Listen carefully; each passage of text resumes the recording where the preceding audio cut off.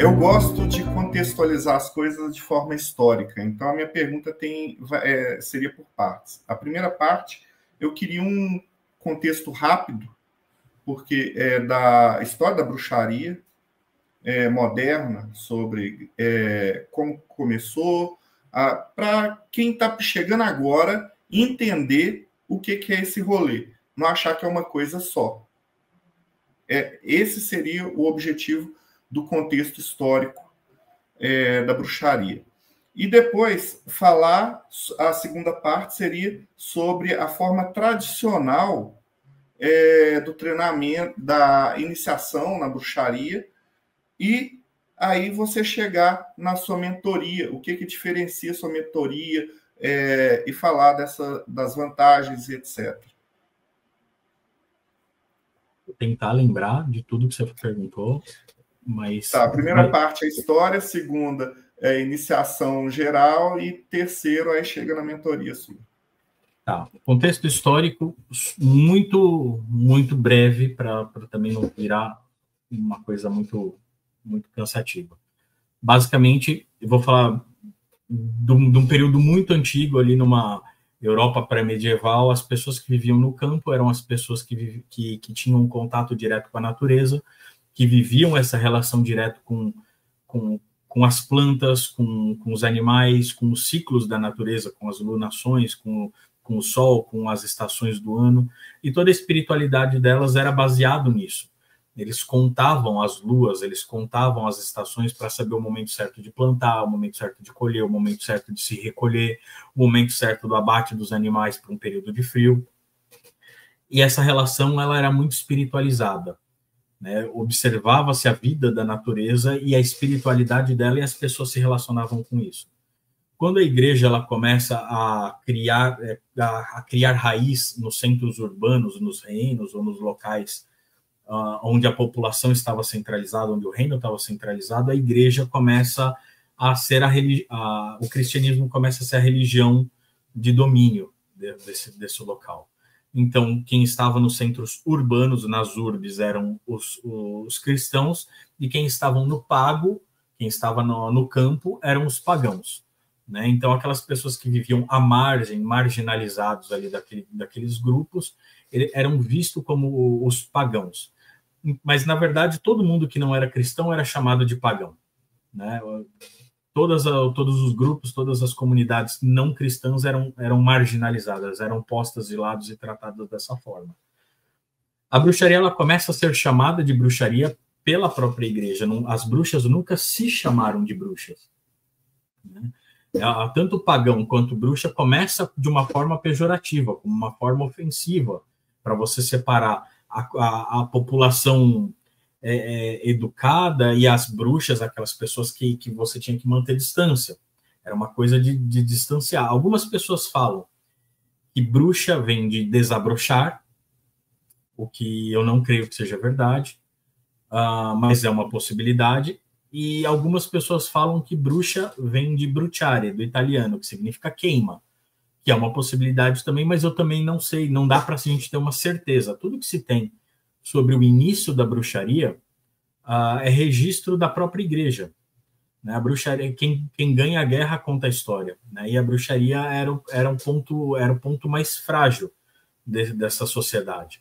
E a igreja acabou dominando e criando muita mitologia sobre esses povos que viviam no campo.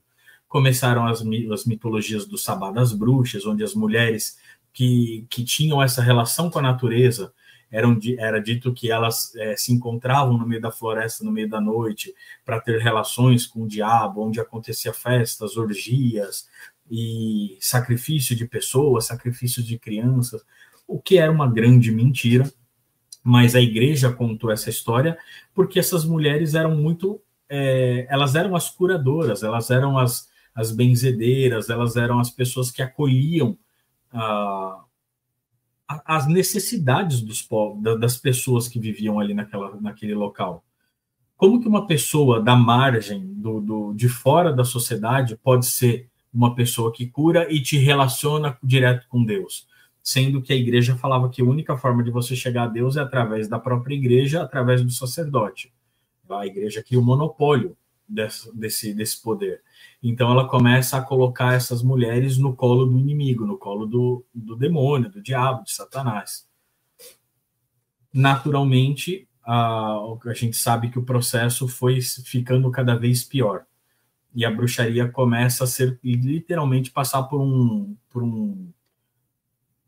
crivo social muito forte, que a princípio só punia ou cobrava alguma coisa. Se você era uma bruxa, você tinha que pagar não sei quantas cabeças de gado, você tinha que pagar multa, pagar dinheiro, que não sei o quê. E depois isso foi se agravando, até que chega a tortura e chega também as guilhotinas, chega as forcas, chega até as fogueiras que a gente conhece.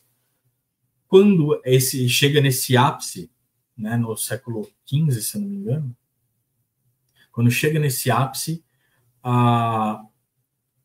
todas as práticas pagãs elas começam a perder força, elas começam, na verdade, a se esconder, né? Elas começam a se mesclar, elas perdem o fio da meada. Então você tem a bruxaria ibérica, espanhola e a portuguesa ali que se funde de alguma forma com o cristianismo para sobreviver, né? A bruxaria italiana também ela faz um sincretismo ali com o cristianismo para sobreviver. E ela se torna uma prática muito folclórica, no sentido de uma prática popular, né? Ela consegue perdurar dentro de um folclore que a igreja finge que não vê e continua sendo aceitável. É como a gente vê, por exemplo, no Brasil, algumas festas folclóricas norte e nordeste, por exemplo, né, que tem muito das práticas do folclore popular dos povos nativos, dos povos africanos, né, e a igreja fala, ok, são festas populares que mencionam o cristianismo, mas não são práticas da igreja, né, e isso acaba passando batido.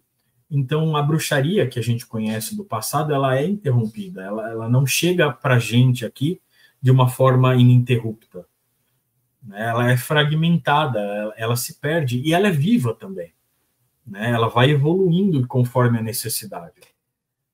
E até que ela entra a bruxaria ela foi proibida na Europa até os anos 40.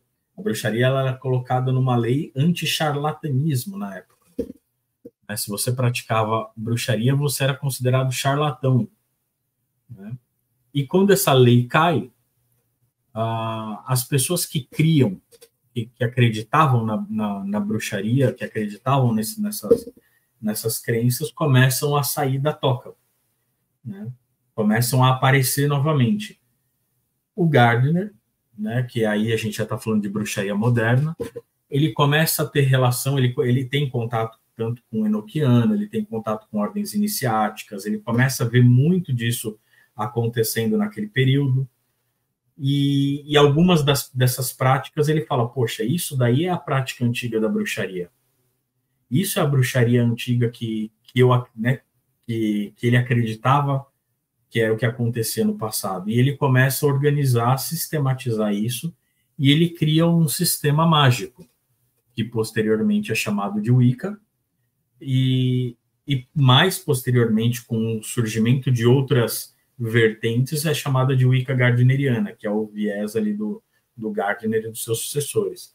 E aí depois vem a Wicca alexandrina, do Alexanders, aí depois ela vai para os Estados Unidos já com outro nome, com a Six Wicca, e aí começam várias ramificações da Wicca. E aí isso se torna uma religião com vários braços.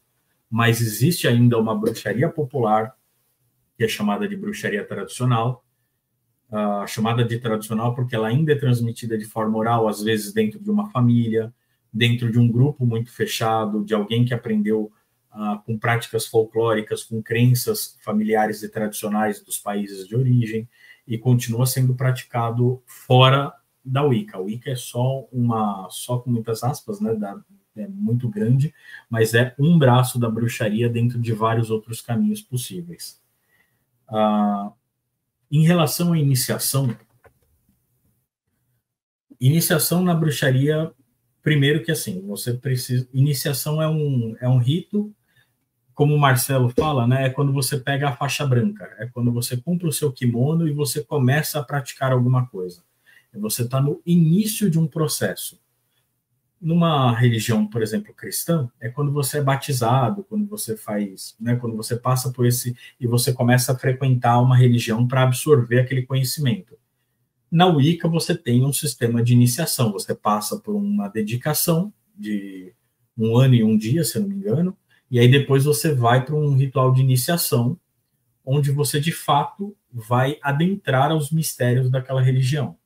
Cada tradição pratica esse ritual de uma forma semelhante, mas com a sua identidade pessoal. Na prática tradicional, nem sempre existe uma iniciação de fato.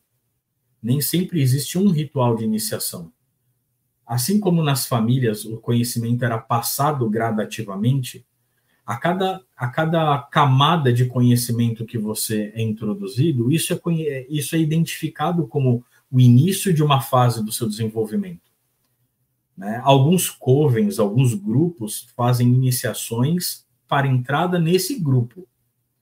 Né? Mas, às vezes, para essas tradições mais folclóricas, mais populares, não existe um ritual de iniciação, a não ser que alguém organize um sistema que funciona há muito tempo e dê início àquilo de uma maneira livre. Mas não existe nenhum conselho regional que vá crivar isso, não existe nenhuma ordem dos bruxos do Brasil que vai validar ou não.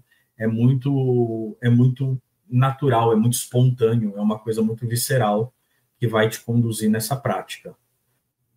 E lembrei da terceira, na mentoria, o caminho ele é mais ou menos o de estímulo desse lado de fora. A gente passa por toda essa história da bruxaria, a gente conversa, debate, como que desde do viver marginalizado, como que era o viver marginalizado naquela época e o que é marginalizado hoje em dia.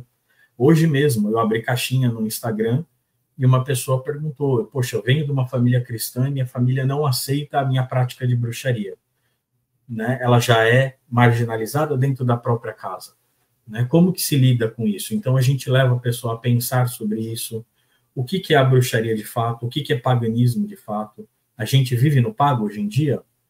Né? A gente vive numa urbe. Né? Como que a gente se relaciona com a natureza? A natureza está do lado de fora ou ela também está do lado de dentro?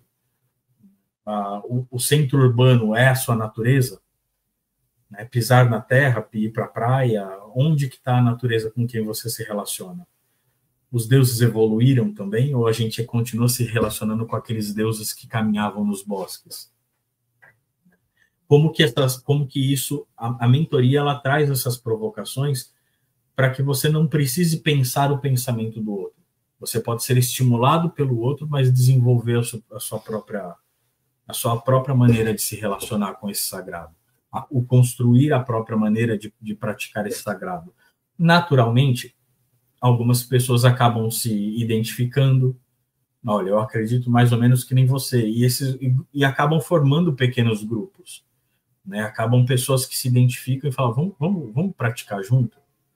Né? Aqui em casa já recebi algumas pessoas da mentoria para a gente celebrar junto. Então, assim, é possível que esses grupos se criem, é possível que essa organização social continue acontecendo e a maneira de se transmitir bruxaria seja muito parecido com o que acontecia antigamente, que é essa transmissão oral.